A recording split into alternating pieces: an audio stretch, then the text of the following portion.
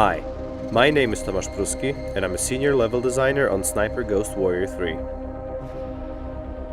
this video, we wanted to show you something cool a lot of you guys were asking for, and that's challenge mode. The highest difficulty setting designed for the most demanding snipers out there.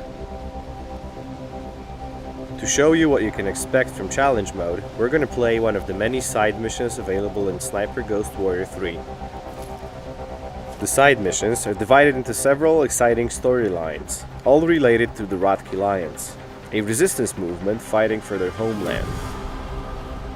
In this one, we've received intel from one of their agents about an old military base with active payloads, located in underground silos. The Separatists are planning on launching them at strategic locations to cut off the region from outside help, and we have to stop them.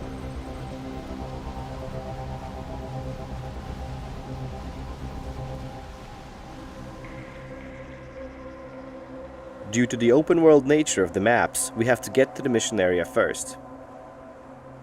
The first thing you might notice about the game is the missing HUD. That's because we're playing challenge mode.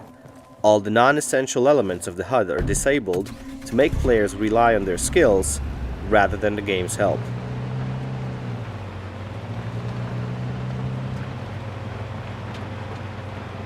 The game's settings will let you customize which HUD elements will be visible in the game.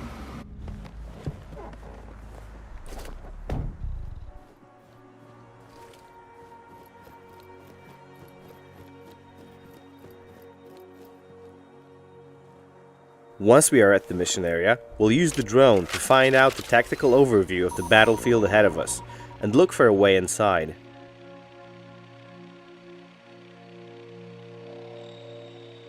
One of the most important aspects of planning our strategy will be enemy positions. But we're playing challenge mode, so it's not going to be that easy. The drone will tag our enemies, but when we call it back, the tags will disappear, so we'll have to remember their positions. When we know where the enemies are posted, we can secure our way inside with the sniper rifle. We can use the bipod to stabilize the weapon in prone position and have larger aiming angles. Before pulling the trigger, we'll adjust our instruments to line up a perfect shot. We zoom in on the enemy and check the distance. We'll set the scope elevation accordingly to compensate for bullet drop, use breath control, and take the shot. The red wind bar will tell us how far the bullet will be pulled to the side. We have to aim for the head because the armored enemies in challenge mode can withstand a chest shot. We can switch to armor-piercing bullets to make sure we do some extra damage. But we can only carry a limited amount, so we'll have to make each shot count.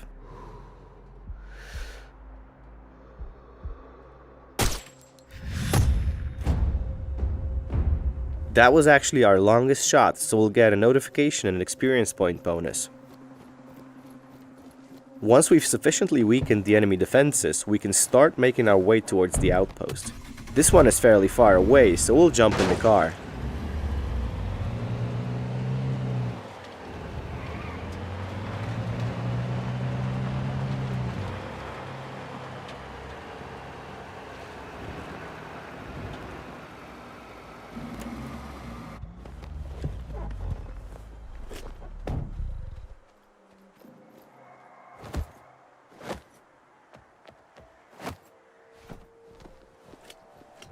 We can use scout mode to look for ledges that we can climb in order to infiltrate the enemy outpost.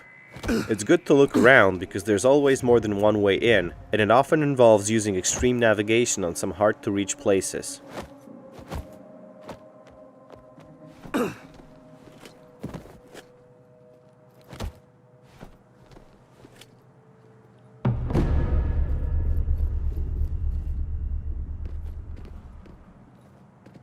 I'm in the base, Frank.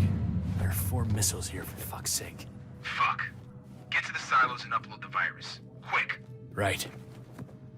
Once we're inside, we'll try to find a good vantage point and scout the inside of the outpost. There are 4 missiles that we need to disable in order to ensure the safety of Georgian civilians.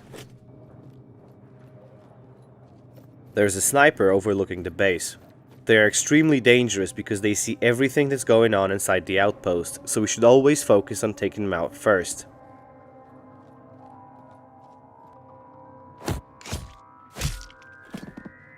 We need a tactical update, so we'll use the drone to scout the inside of the base. As you can see, the compound is actually a huge location, so we should really do our best to locate all the enemies.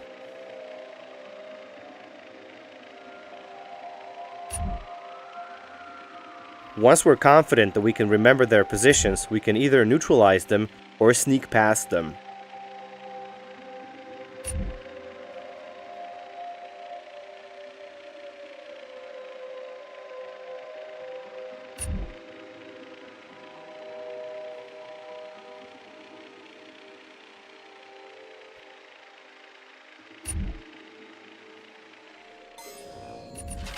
We take care of the sniper and search his body for useful stuff. We can obtain trading goods and sometimes consumable objects like healing items or grenades. This time, we do want to take out a couple of key patrols, so we'll take aim, set the scope elevation to match the target's distance, use breath control, and take the shot.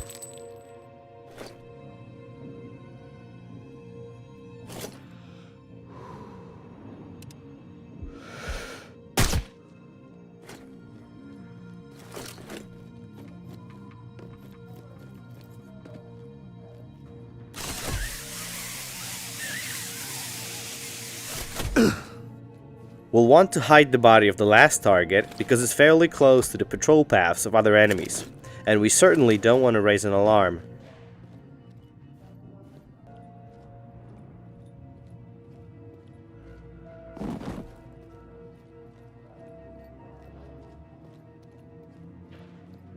The missiles are underground, so we can enter through one of those shafts and start looking.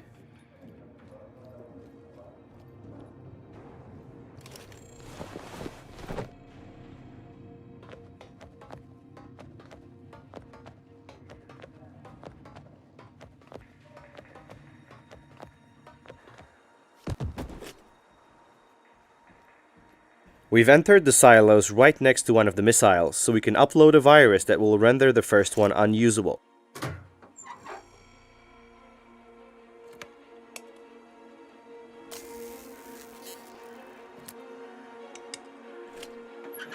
Uploading the virus. There's 3 more to go. We're indoors, so we'll have to be extra careful. Flying the drone will be risky because the chance of being discovered is very high, so we'll have to rely on our stealth.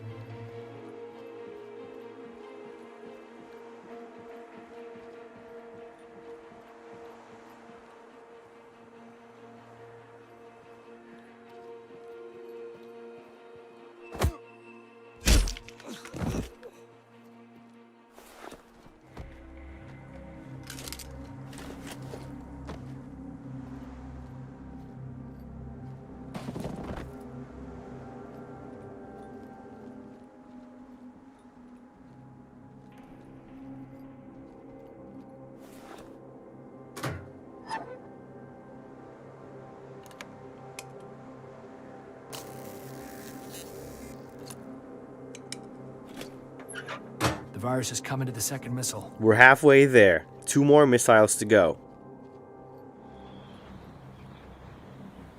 An enemy is facing the door that we want to go through, so we'll distract him with a luring stone.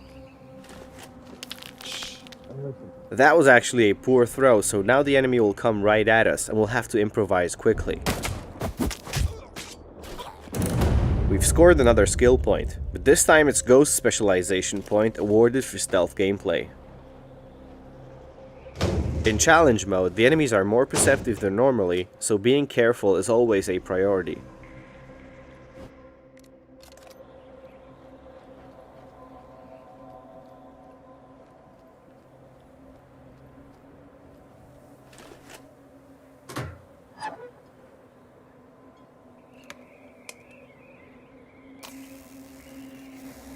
Working on the third one.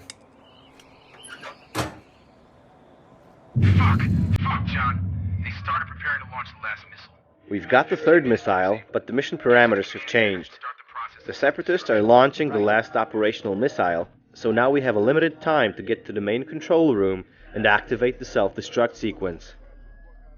Because this is challenge mode, even though we're under time pressure, doesn't mean we can rush into the heart of the base carelessly. We don't have the luxury of placing the enemies on high alert.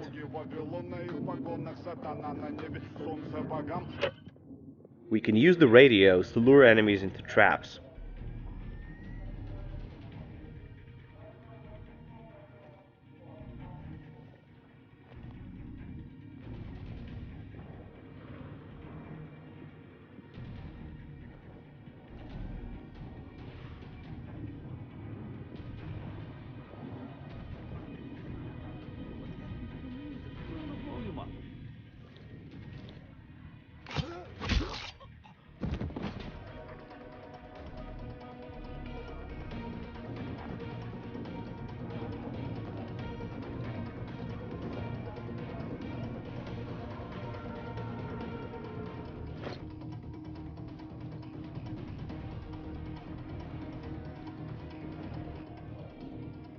There's a heavily armored enemy patrolling the perimeter.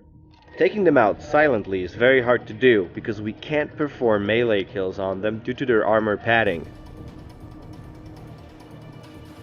So only a shot to the back of the head would do the trick. For now, we'll use a gadget to help us out.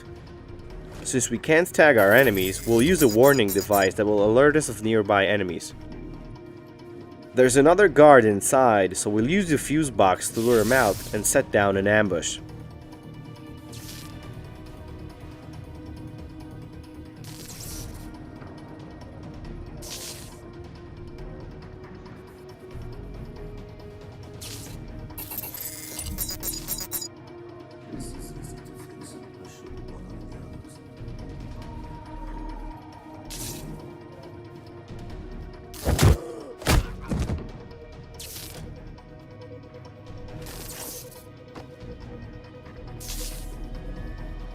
Once he's out, we'll still have to hide his body to avoid detection.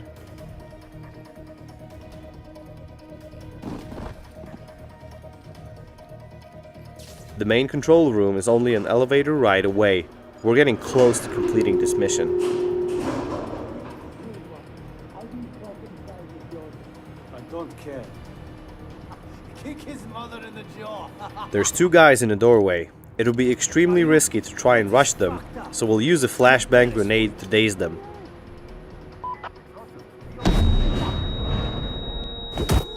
We can take them out quickly with a chain melee attack. Reporting casualty.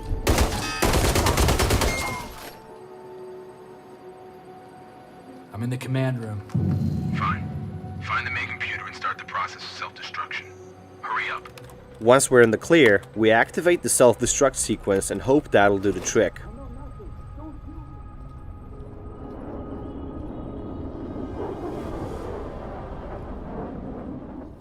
We've successfully...